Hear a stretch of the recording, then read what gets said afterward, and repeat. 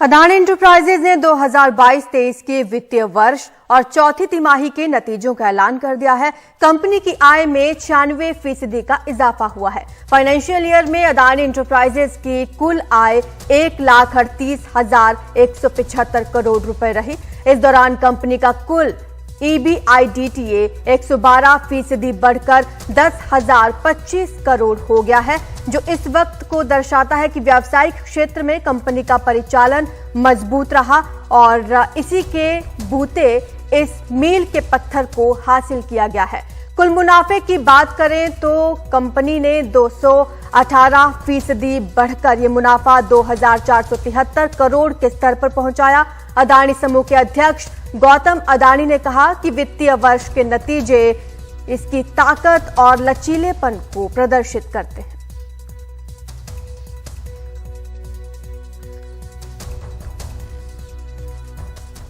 और बात कर लेते हैं मनी लॉन्ड्रिंग केस के दायरे में आए लोगों के सीए और सीएस अब अकाउंटेंट भी उनके लेन देन के जिम्मेदार होंगे। वित्त मंत्रालय ने कल इसको लेकर एक अधिसूचना जारी की है। वित्त मंत्रालय के नोटिफिकेशन के मुताबिक अब सीए, सीएस और कॉस्ट अकाउंटेंट भी मनी लॉन्ड्रिंग कानून के दायरे में आएंगे अगर उन्होंने अपने क्लाइंट की तरफ से ऐसे वित्तीय लेन देन पर मुहर लगाई है तो वो भी जिम्मेदार होंगे।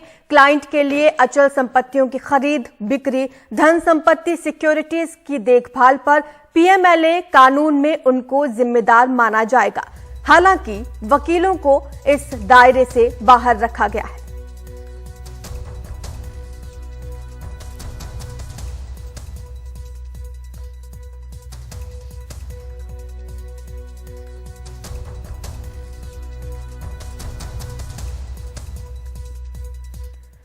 कभी केवाईसी अपडेट तो कभी सस्ते में सामान बेचने के नाम पर साइबर ठगी करने वाले दो गिरोहों को मुंबई पुलिस ने पकड़ा है। साइबर ठगों का जाल मुंबई के ठाणे से लेकर कोलकाता और जामताड़ा और हैदराबाद तक फैला था।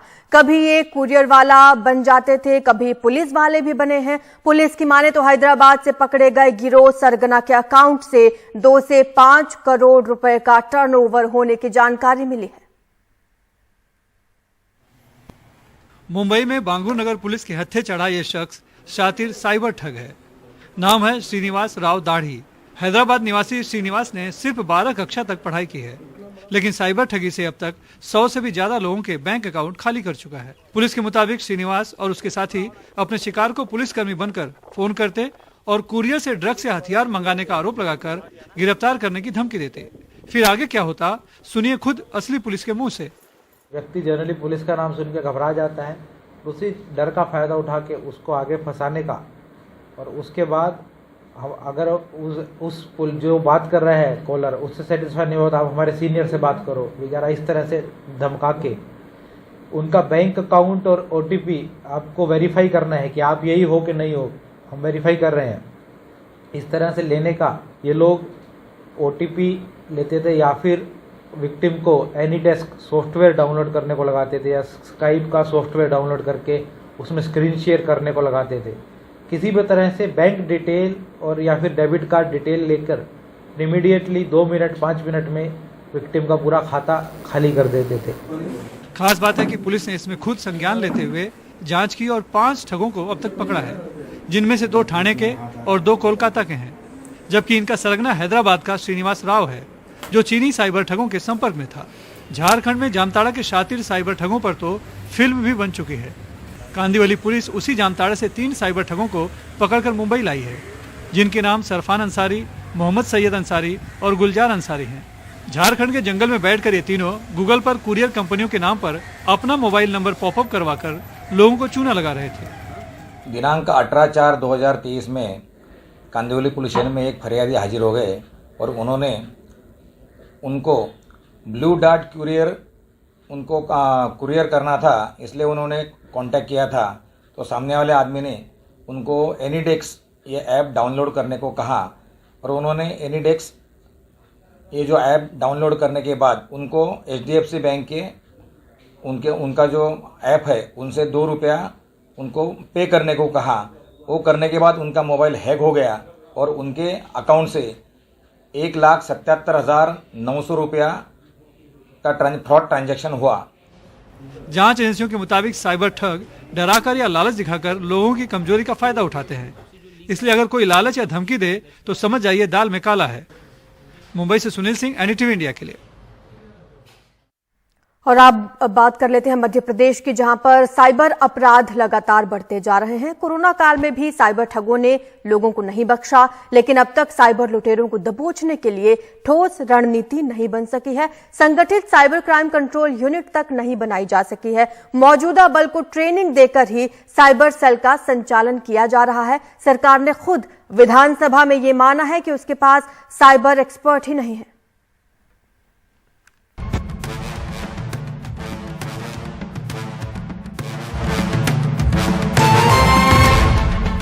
मध्य प्रदेश में साइबर लुटेरे रोजाना औसतन 47 खातों में सेंध लगा रहे हैं। सरकार ने कहा था हर थाने में साइबर डेस्क बनाई जाएगी, 2 साल में काम पूरा हो जाएगा, 10,000 पुलिसकर्मियों को प्रशिक्षण दिया जाएगा। पुलिस वाले सबक पढ़ भी रहे हैं, लेकिन आलम यह है कि राज्य साइबर सेल शिकायतों की फहरिस्त के बोझ तले दबी है। 4 साल में ही साइबर क्राइम के केस 17 गुना बढ़ चुके हैं, लेकिन स्टेट साइबर सेल में गिनती के अधिकारी हैं। खुद बीजेपी विधायक यशपाल सिसोदिया के सवाल पर सरकार घिर गई, माना कि राज्य में साइबर एक्सपर्ट नहीं है। हालांकि अपनी सरकार है, सिसोदिया के सुर सधे हुए थे, वहीं कांग्रेस हमलावर है। माननीय मंत्री जी से कहा कि साइबर क्राइम का एक्सपर्ट ही नियुक्त नहीं है, तो कृपा करके नियुक्त करो। उन्होंने 3 महीने का समय दिया। मैं नरोत्तम जी का धन्यवाद देना चाहता हूं कि मेरे प्रश्न पे उन्होंने आगामी 3 महीने में साइबर एक्सपर्ट नियुक्त हो जाएगा, इस बात का आश्वासन दिया। मैंने नरोत्तम जी को फिर धन्यवाद भी दिया है कि जनता को साइबर अपराध से सजग होने को लेकर के विगत वर्षों में 10,71,914 लोगों को जागरूक भी किया है। जागरूकता अपनी जगह है, लेकिन साइबर अपराध के अपराधियों को किस प्रकार से धर दबोचा जाए। कोविड काल में भी अगर इतनी बड़ी ठगी हो जाती है जो लगभग 29 करोड़ की है, तो आश्चर्य तो होता है। और साइबर एक्सपर्ट की अगर नियुक्ति नहीं होगी तो नीचे की टीम काम कैसे करेगी? साइबर एक्सपर्ट का नहीं होना इतने बड़े राज्य के अंदर ये सरकार की नाकामी है। और सरकार इससे पहले खुद मान चुकी है, विधानसभा के पटल पे खुद सरकार के ही विधायक ने सवाल पूछा था कि कोई साइबर एक्सपर्ट नहीं है। तो आज मध्य प्रदेश की जनता कितनी सुरक्षित है, आप इससे अंदाजा लगा सकते हैं। अब सरकार जाने का समय आ गया बीजेपी का।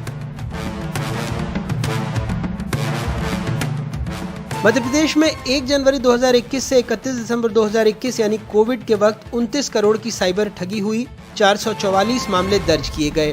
पिछले 4 सालों में 71 करोड़ से ज्यादा की ठगी हुई है और इन 4 सालों में साइबर ठगी के 1643 मामले दर्ज हुए हैं। किसी भी साइबर अपराध की जांच आईपीसी में दर्ज दूसरे मामलों से ज्यादा कठिन और जटिल होती है। लंबा तकनीकी विश्लेषण, अपराधी भी व्हाइट कॉलर। जैसे जैसे इंटरनेट का इस्तेमाल बढ़ रहा है, साइबर ठगी भी। गृहमंत्री अमित शाह ने मध्य प्रदेश पुलिस को साइबर ठगी पर लगाम लगाने को कहा था, लेकिन इतने सालों में साइबर एक्सपर्ट की नियुक्ति न होना ये बताता है कि उनकी सलाह को कितनी गंभीरता से लिया गया। भोपाल से कैमरा पर्सन रिजवान खान के साथ अनुराग तिवारी, एनडीटीवी इंडिया।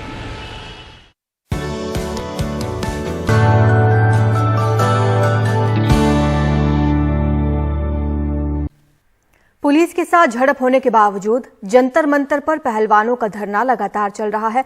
इस बीच सुप्रीम कोर्ट ने धरना दे रहे पहलवानों की रिटायर्ड जज की निगरानी में जांच की मांग को खारिज कर दिया है। पुलिस के साथ हुई धक्का मुक्की के बाद अब धरने का क्या भविष्य है, ये रिपोर्ट देखिए।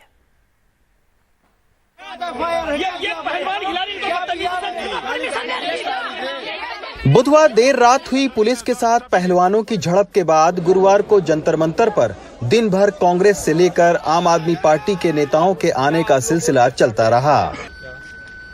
हालांकि पुलिस की दलील थी कि आम आदमी पार्टी के विधायक सोमनाथ भारती बिना इजाजत फोल्डिंग बेड लेकर जंतर मंतर पर पहुंच गए।